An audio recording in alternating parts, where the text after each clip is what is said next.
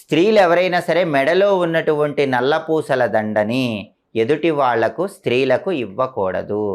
వాళ్ళ నల్లపూసల గొలుసు వాళ్ళే ధరించాలి. కాబట్టి కుంకుమ భరిణ, కాటుక పెట్టుకునేటటువంటి భరిణ, గాజులు, పువ్వులు, నల్లపూసలు ఈ 5 మాత్రం ప్రతి స్త్రీ తన వరకు ప్రత్యేకంగా ఉంచుకోవాలి. లేకపోతే లక్ష్మీ కటాక్షం తగ్గిపోతుంది.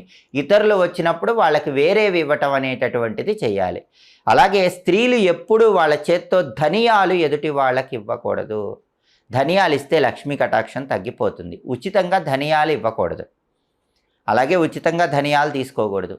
ఉప్పు కూడా ఉచితంగా ఇవ్వకూడదు. ఎదుటి వాళ్ళకి ఎవరైనా ఆడవాళ్ళు వస్తే వాళ్ళకి ఉప్పు కానీ, దూది కానీ, ఒత్తులు కానీ ఉచితంగా ఇచ్చినట్లయితే లక్ష్మీ కటాక్షం తగ్గిపోతుంది. అలాగే మిరపకాయలు, చింతపండు ఎప్పుడూ కూడా చేతికి ఇవ్వకూడదు. ఎవరైనా అడిగినా కింద పెట్టుకోమని చెప్పి కింద నుంచి